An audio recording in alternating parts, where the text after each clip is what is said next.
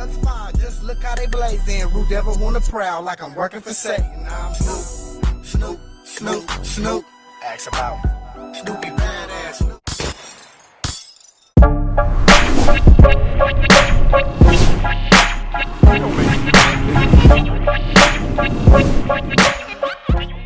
Let the people know who you are and where you're from and where you was born and raised at.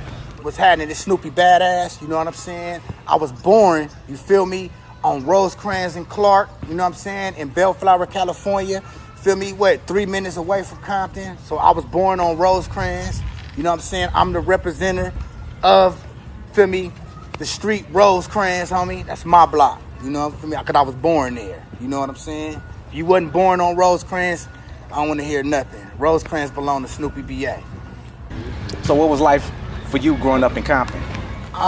Like, to keep it real, like, when it comes to Compton, I was always back and forth. Compton is like split between the IE, LA, and Compton. You know what I'm saying? I kind of like lived in all three of them places. You know what I'm saying? But for the most part, Los Angeles and Compton. But, you know, my mama would would move us away to the IE for a few months or whatever. You know what I'm saying? And, you know, so I was always like back and forth between Compton, LA, because my dad is an OG from Harlem 30s, you feel me? Right. For me, so it's always between Compton, LA, and the Inland Empire. Okay. Feel me? So I'm kind of like a mixture of them three. Okay. Did you grow up with both parents in the household? No. My father was murdered when I was 1 year old. You know what I'm saying? Feel me? You know, he's out there gangbanging. You know, my father's a first generation Harlem Crip, big male, 39th Street, from 39th and Western. Feel me? My grandmother, Miss Bolin, rest in peace, who raised him, you know, lived on 39th from the 1950s all the way up till she died in the early 90s. You know what I'm saying? So, you know, my father had something to do with the 39th Street branch of the Harlem Crips. You feel me? Okay. Did you ever, like, you know, when you started getting, like, knowledge of your dad growing up, because I know he passed away at 1 year old. Yeah. Did you start doing your research then on your dad? My family would just tell me, bro. You know what I'm saying? I went through a phase when I found out who my dad was and what he represented. You know, I never went over there to the Harlems and said put me on or anything, but I thought I was a Crip.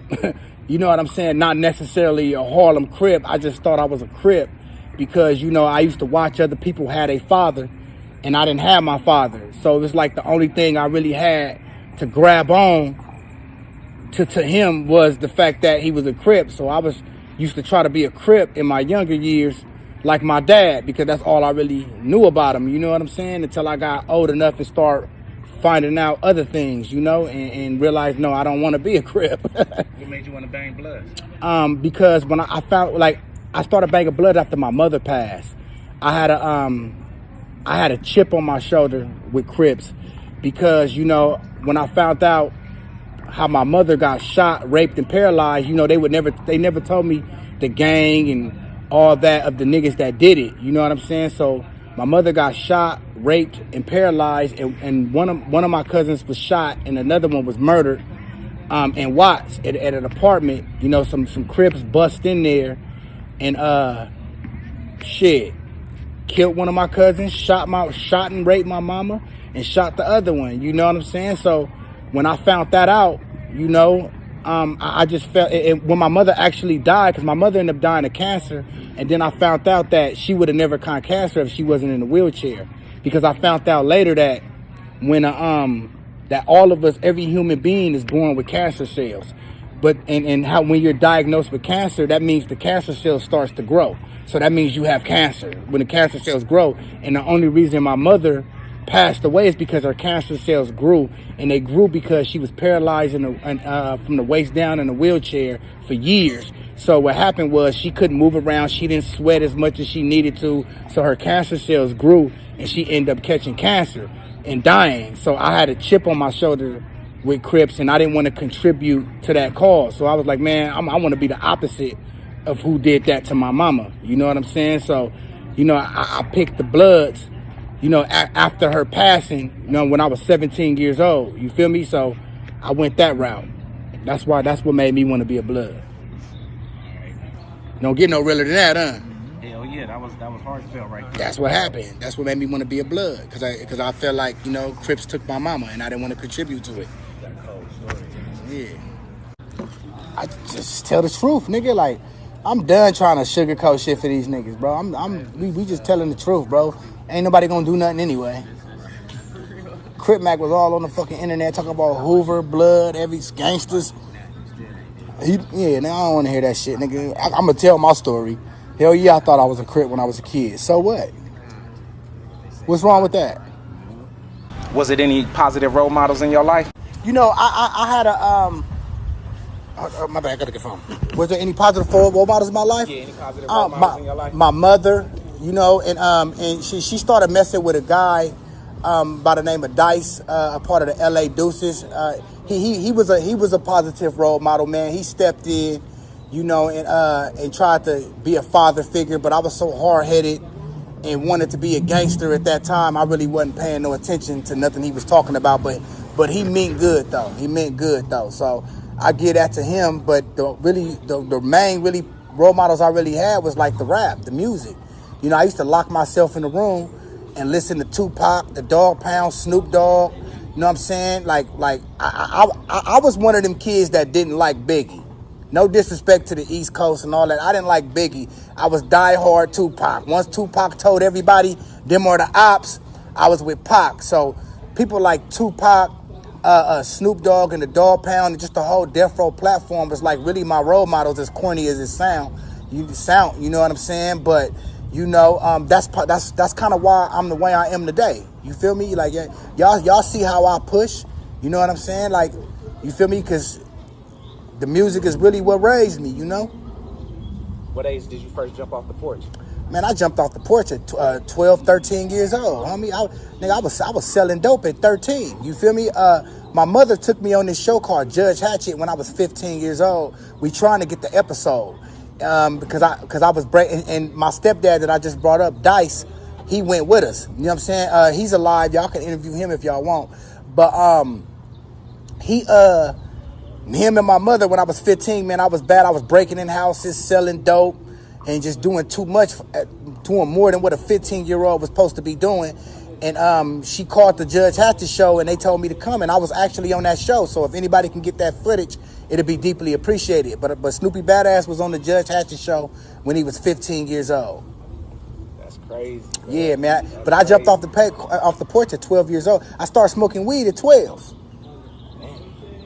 And it's crazy because the dude that got me to start smoking weed, he's a Christian now. He don't smoke weed or anything. I be telling him, I said, bro, you ruined my life. Yeah, bad influence. Shout out him, though, man. That's my boy Floyd Wright from out of Paris, man. All right. So what inspired you to start rapping and doing music? When I realized that I spent so much time listening to other people's music and being wrapped up in the music thing, that I realized that I never learned any new talents. You know what I'm saying? It's like I was so locked in on rap and record labels and all this, you know. I never took the time to learn how to do anything else. So I looked up one day and realized that I don't know how to do anything but rap. So, you know, I tried my luck and I dropped the video, and I tried my luck and I dropped the video and it went viral. So is that when you said I'm gonna take this rap shit serious? Yeah. Okay, and that was the not Snoopy, or was it the other? It was the intro. Okay. Yeah. Intro. Yeah, that made numbers. That went viral. Yeah, that was my first drop, man. That shook the whole east side of Compton. You know. Is that what made niggas want to start fucking with you? Yeah, it did, but you gotta understand, man. Like in the LA rap scene, homie, dudes would start admiring you, then turn into haters. That's LA for you. Yeah. So it's like I went through it to where when I first dropped, it was like everybody was like, "Wow, who is this? This is hard. This is tight." And when they start liking you so much, they start trying to mimic you. And when they can't mimic you and get the results you get, they start to dislike you. So I went through that. You know what I'm saying? That's where the hate went. Like, it was love when I first hit, but then the insecurities in these dudes came out, and then here comes the hate, here come the blocking, and all that. Is that when you said I'm finna start taking this rap stuff serious at that point, or? I was taking it serious when they started hating. Okay. You know, they just start trying to, you know, block me, and you know what I'm saying. Can I say names? Yeah, you can say some names. Put it up in there. Yeah, like people like CEO Wacko, Big Y. You know, they tried to get me to sign to the 319 Music or whatever. I declined because I had just walked into the rap game. I didn't want to walk right in the door and sign with somebody. Let me wiggle around and see what's going on. You know what I'm saying? Mm-hmm. And ever since I declined that, and bless his soul, Big Y. Like, you know, I don't speak ill on the dead. I'm just telling my story. When they see they couldn't control me, they start putting out a campaign to make all the Bloods, to make it look like I'm not accepted by the Bloods or whatnot. And, you know, I went through some personal things with my own neighborhood, the Hollyhoods or whatever. I went through some personal things because, you know, one of the members, it's only 7 Hollyhoods. I don't know what they doing today because I don't associate with them cats. But when I was around as a Hollyhood Paru, it was only 7 of them. You know, so I got out the pen with the mind frame, like, you know, I got to say the hood. I got to put the hood on. You know what I'm saying? Because if I don't put it on, this is going to, I seen a dying hood, yeah. You know? So I go to try to put the hood on, and I didn't know that, you know, the dudes that's been there all their life, that they was comfortable with it being in this dying state. You know what I'm saying? So, you know, they came out hating and doing all this crazy stuff, even though I've been over there with them dudes for 10 years, homie, as a Paru. But I wasn't related to nobody. They was all, like, related. So soon as my rap career started to blow up or whatever, they all tried to team up and tried to extort me because they was all family. And I wasn't having it. I stood up against it. So when I stood up against it, you know, they start putting out in the streets that I'm not from the hood, I'm not from Hollywood, or whatever, because they couldn't extort me or get anything out of me. And I had several people that would come to me and say, man, you might as well just go ahead and just get them niggas what they want, so the streets and the public and the rap game would think you a real one, and you would be able to just get past that and blow up in this rap game. And I just felt like I'm not no industry gangster. I'm not no rap. I'm a real gangster, bro.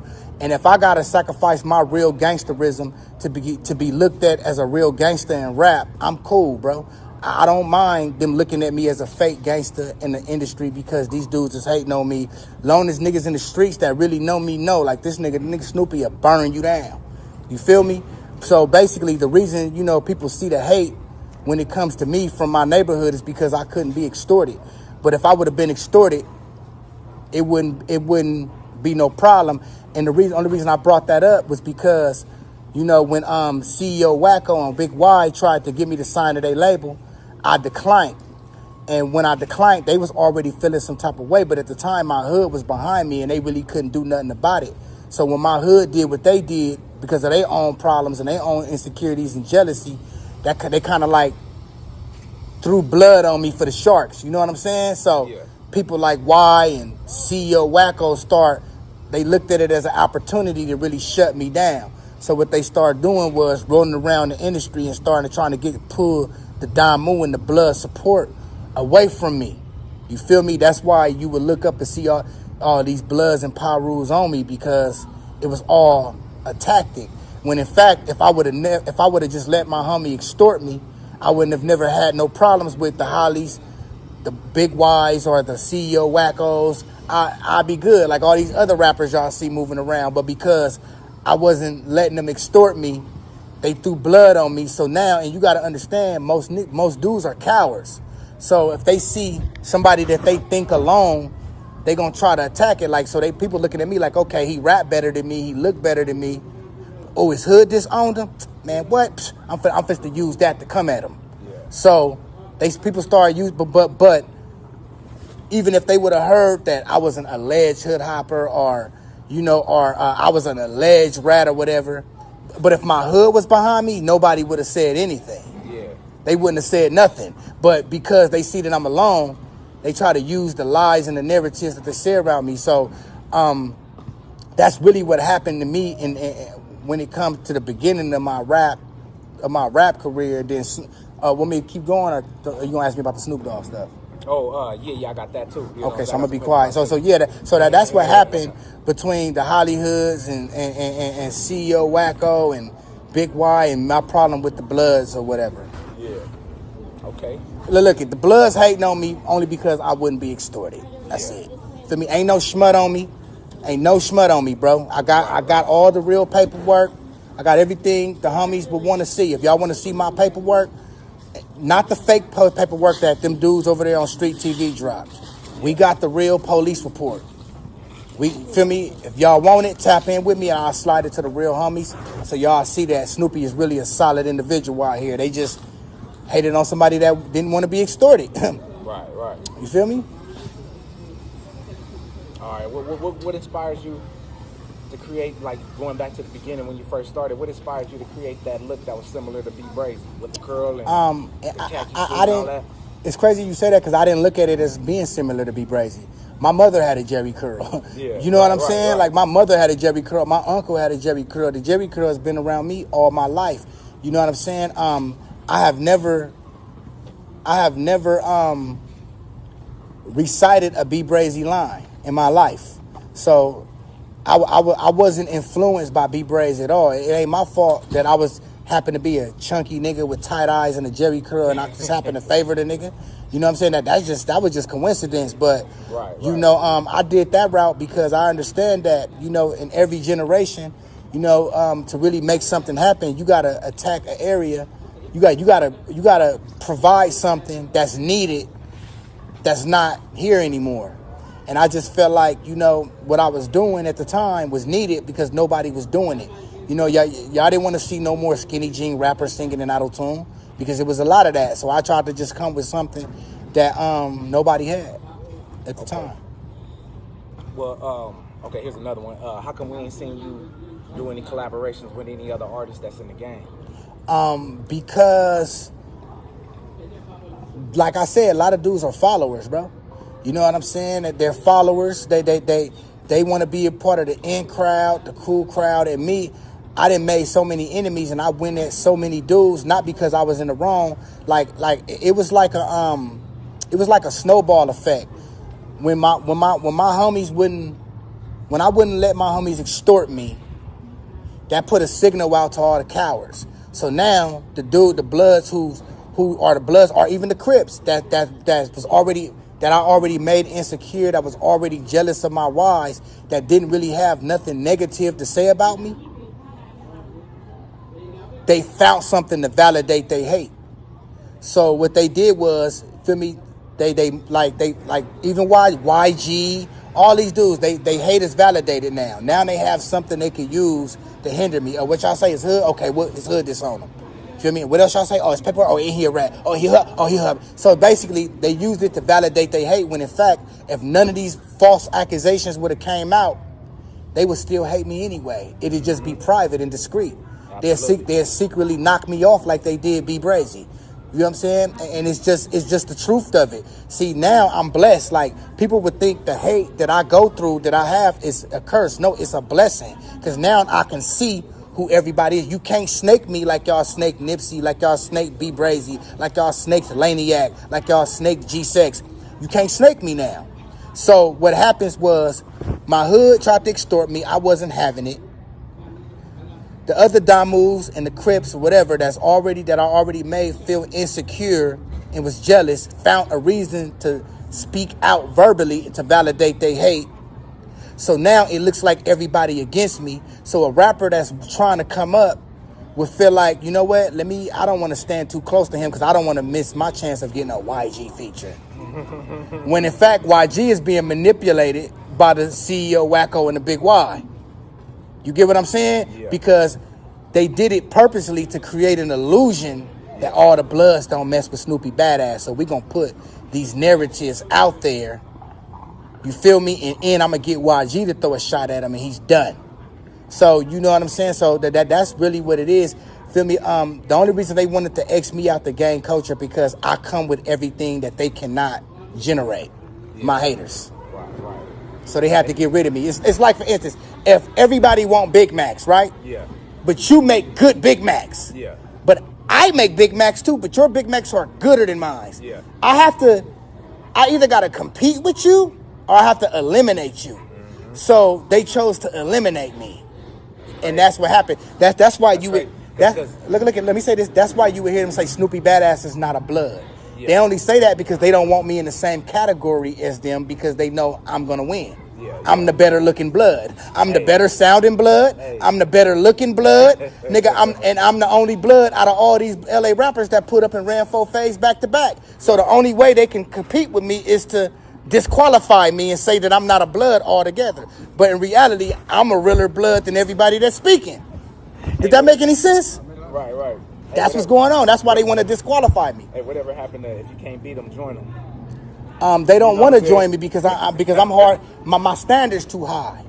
They can't pull up and ran 4 phase. They not gonna do nothing that I did. Yeah. And half of them ain't been the pins. I've been to the pins 7 times. So it's a lot to beat. My shoes too big to fill. So rather than try to compete with me, they would rather disqualify me and exempt me.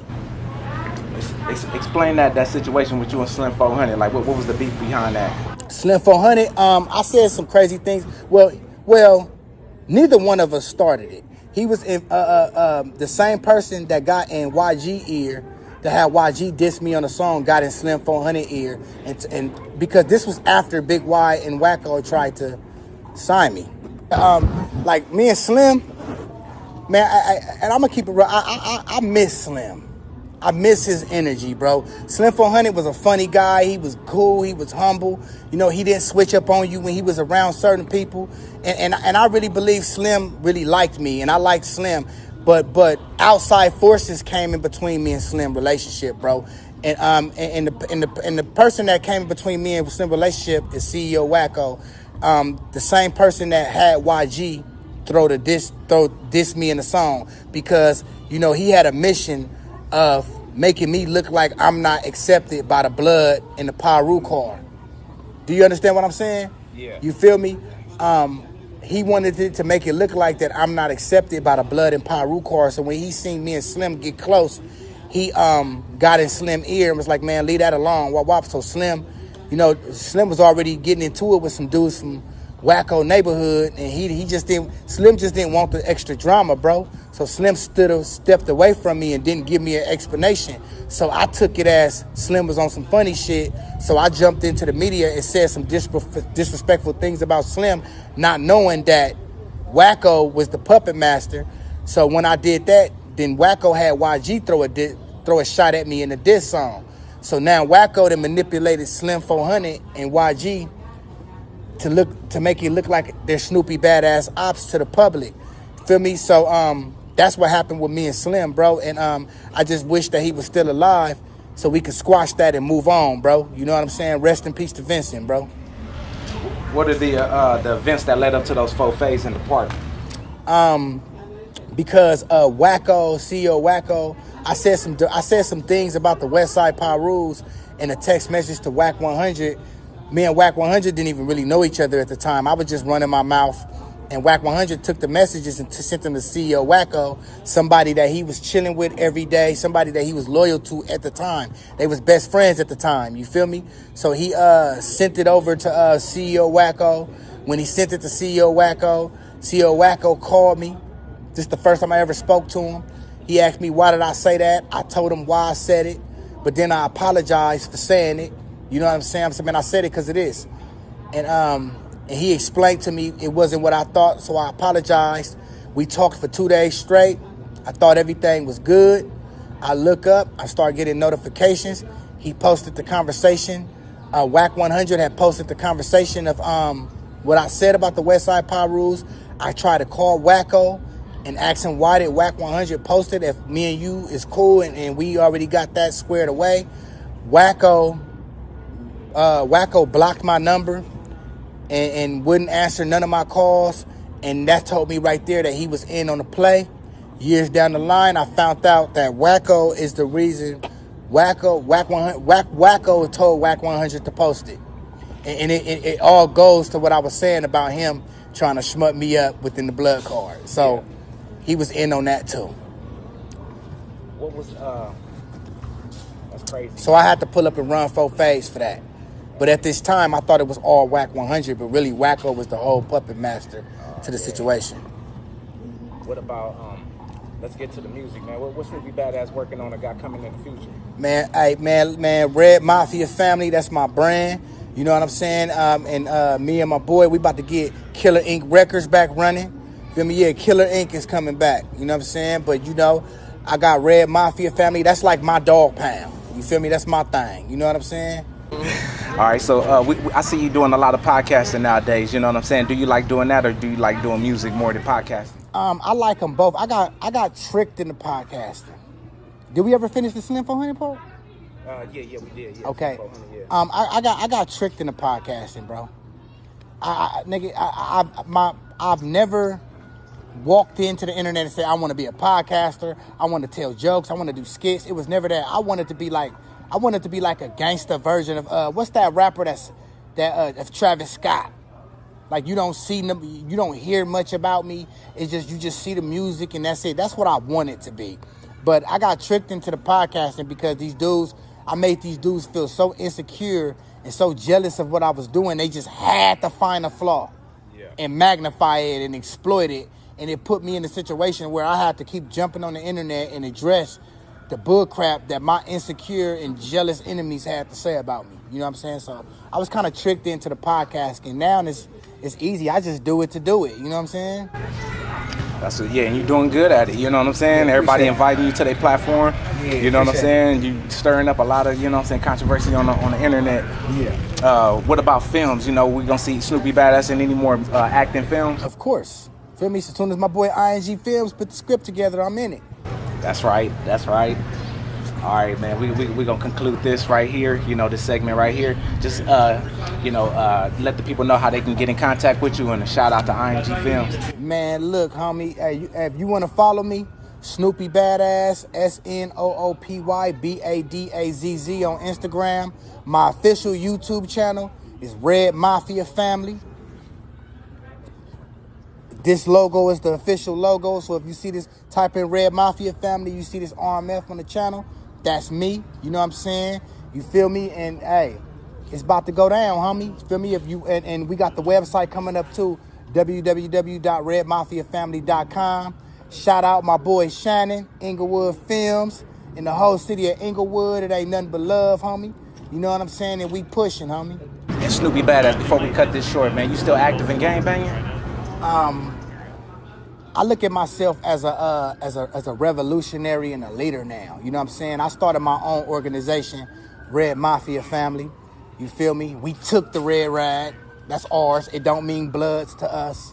You know what I'm saying? You feel me? Crips is welcome to join. I'm just done with the Blood and the Crip aspect because I know that his whole foundation is based on a lie. Snoopy Badazz ain't associated with nothing but RMF. That's it. So when y'all see me with a red bandana, it don't mean Bloods. It means RMF, homie. And that's really where I stand with the gangbanging. But far as the street gangbanging, I ain't with none of that, bro. Feel me? That it's played out. Ain't nobody got no money doing that. You know what I'm saying? You feel me? Ain't nobody getting paid off of that shit. Nah. You know what I'm saying? I'm done with it. So no, I don't consider myself a gangbanger, and no, I am not from Hollywood. I could never ever claim something. that got some dudes that I genuinely don't like. And I be seeing people, they be like, man, I'm from the hood, but I don't really like the homies. Then you shouldn't claim that hood, bro. If you don't like nobody from your hood, bro, then that ain't the hood for you, bro.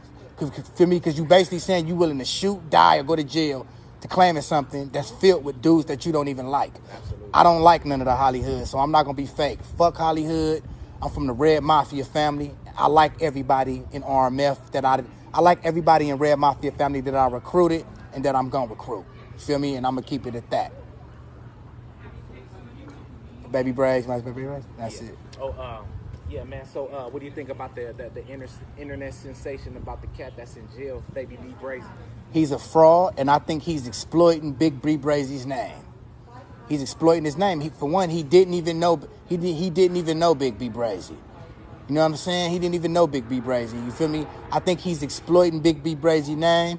And I don't respect nobody that's sitting in jail for killing innocent people, bro. You know what I'm saying? He ain't what everybody say he is, bro. I don't deal with that cat, bro. Anybody that move around, kill innocent people, claiming the name of somebody that they didn't even know, like, bro, he a fraud, bro. I don't care what he did in the streets. Seem to me he ain't did nothing but goofy shit. You get what I'm saying? Yeah. And he's on the internet promoting gang banging.